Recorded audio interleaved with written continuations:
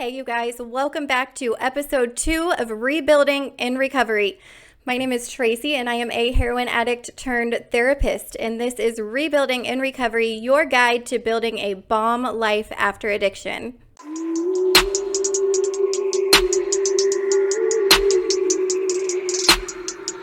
I have got a good one for you today. Today is Addiction 101. We are going to cover the basics. Now, I know what you're thinking before you write me off. You're probably saying, girl, I already know what addiction is. I don't think you need to tell me that. But give me a second here. We are going to be talking about the physiological aspects of addiction, what it does to our brains, long-term effects, and how to reverse them. What that also means is that we are going to be talking about why addicts do the crazy things that they do to get their drugs, why you are not a bad person because of the things that you did during your addiction, and for those of you who are watching who are not addicts, why you should maybe be a little less judgy.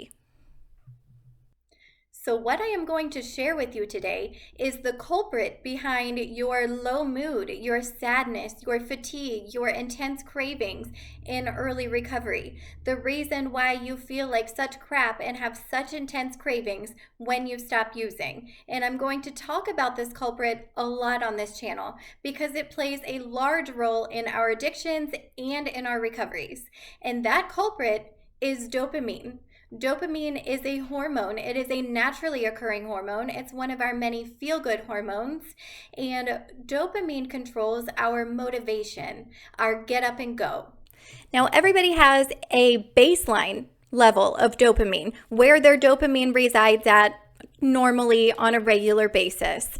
Now, the typical person's dopamine on a regular day lies right in the middle, right? So average Joe, he wakes up in the morning, he's feeling fine, he's going to get up, he's going to get ready for work, have his coffee, everything's fine, no big thing. That's what it feels like on a normal dopamine day. If your dopamine is really high, you're going to wake up and you're going to say, let's get this day. I'm ready to get up. I'm going to exercise. I'm going to smash some goals. I'm going to go to work. I'm going to get it. If your dopamine is really low, then you're going to be saying, I am not getting out of bed today. I'm not in the mood for it. Not today. Not today. So that's the difference between what it feels like when our dopamine is normal, high, or low. So drug use has a huge impact upon our dopamine. When we use drugs, it shoots our dopamine up way, way, way high, higher than any normal person's ever should be, which you think is a good thing, right? Because that means we're feeling good. But what goes up must come down. So the problem with our dopamine going so high is that when we stop using drugs, our dopamine then drops way, way, way lower than anybody's ever should be.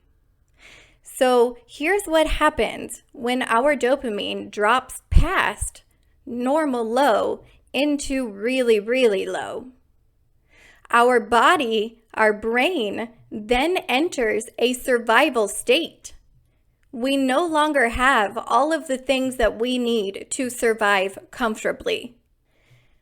So our body then says to us, I can't function, I need dopamine, and I need it now.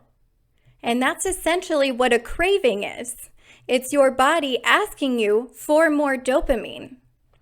So to give you an example, you all have seen The Walking Dead, right? I became quite a fan of that show, although you have to be in the right mood to watch it because it is very intense.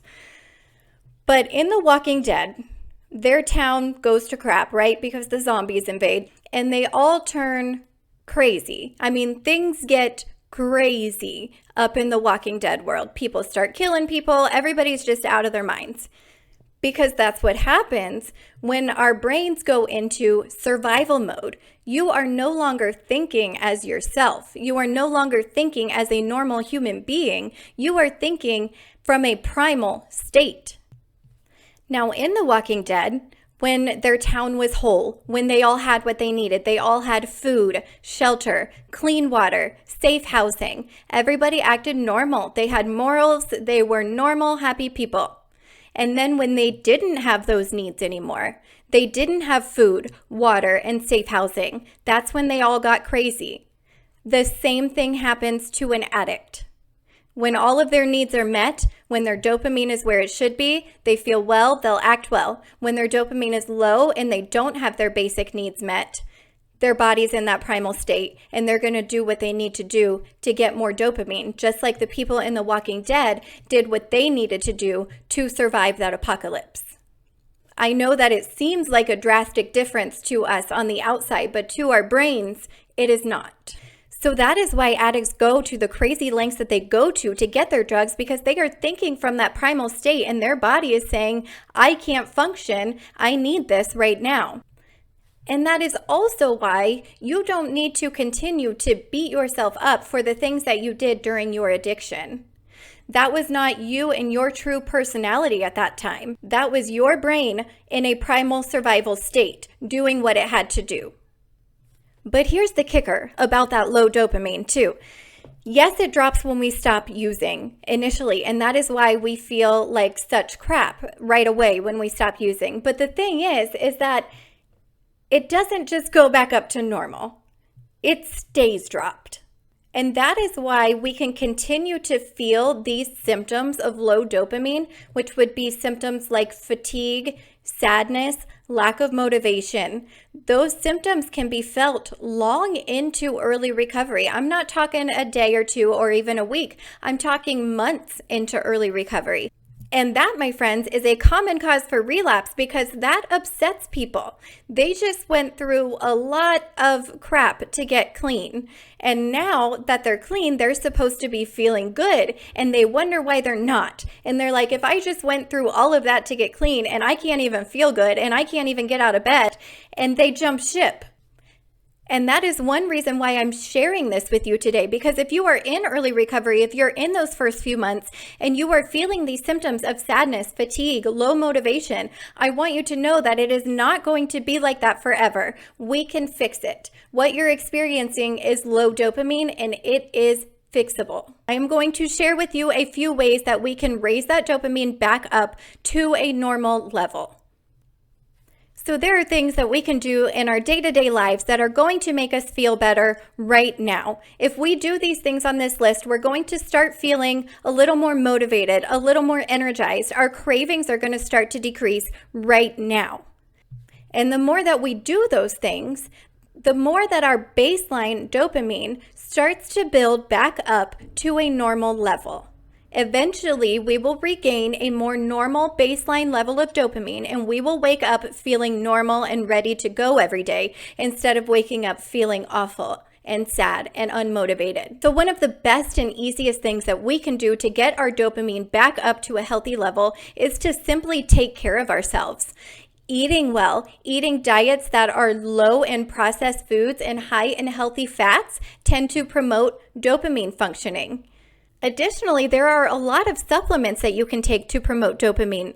Those supplements would include probiotics, turmeric, L-theanine, and there are tons more. I am actually going to include under this video a link to where you can access a PDF. That PDF worksheet shows you everything that we are going to talk about that can raise your dopamine. So all of the things that you can possibly do to raise your dopamine are going to be all in one place right on that worksheet that you can download. On top of that, exercise, meditation, both of those are things that doing them every day are going to make us feel better right now, right after we exercise, and also start to bump that baseline back up to a normal level. Socializing with friends is a great way to bump up dopamine. Trying new things, eating foods that you love, going on adventures, all of those are great ways to bump up your dopamine. Now, if you want to go on a more grand scale, if you're really looking to feel better right now, if you're really struggling with cravings right now, doing these activities will help lessen those cravings. So on a more grand scale, those activities are going to include adrenaline-inducing activities. So things like racing, going on roller coasters, ziplining, bungee jumping, all of those types of activities are really going to pump up that dopamine. They're going to decrease those cravings right now. They're going to make you feel happier, more energized right now, and they are going to build that dopamine back up to a normal baseline so that you wake up feeling normal and happy and healthy every day. And I share this with you because I want you to know that it is normal to feel like that in early recovery, and you can fix it. Also, though, I want to note the difference between low dopamine, low mood, and depression. So we talked about the signs of low dopamine. That's going to be fatigue, sadness, lack of motivation. Signs of depression are if your sadness is very intense, if you are wanting to stay in bed all day, every day, if your sadness has really become a characteristic of your personality, if your eating and sleeping has been impacted, you're not sleeping well, you're losing weight, if you are feeling so hopeless to the point where you don't want to be here anymore. If you are experiencing symptoms like that, then you might be experiencing a little bit more than low mood and low dopamine. At that point, those could be signs of depression, and I would suggest that you seek out the help of a physician or a therapist to help you get back on track. And I wanted to note that difference because I don't want people to be feeling extremely depressed and hopeless and thinking that that's normal in early recovery. No, there's a difference. There's low mood and there's depression. Okay, so I really wanted to outline the differences between those two. So if you are in early recovery and you are feeling this way, please don't give up. Please hang in there. Over time, your body will start to correct its dopamine levels. The more that you do these activities, the more that you will start to correct these dopamine levels, and you will begin to feel normal and better on a regular basis without having to work at it. And I know that because I have been through it also. When I first detoxed from heroin, I felt very bad for months. Honestly, months it took me to get feeling right. Even well after that, I struggled with feelings of sadness and low mood and things like that. Today, I don't struggle with that at all. I wake up, I'm ready to go, I'm ready to exercise, I'm ready to knock out my day. I feel good every day when I wake up. So I promise you, if you are feeling this right now, it does get better over time. But doing these things in the moment also is going to make your day today feel a little bit better as well. So in case you were not taking notes, I did link the worksheet below that you can access that has all of the ways that you can raise your dopamine all in one place there on it. I hope that this was helpful to you today. If you have any questions about what we talked about, feel free to leave them in the comments or reach out to me. Remember that we have new episodes every Saturday, and go ahead and like, comment, and subscribe. I really appreciate the support from everyone. And that's all I got for now. I will see you on Saturday.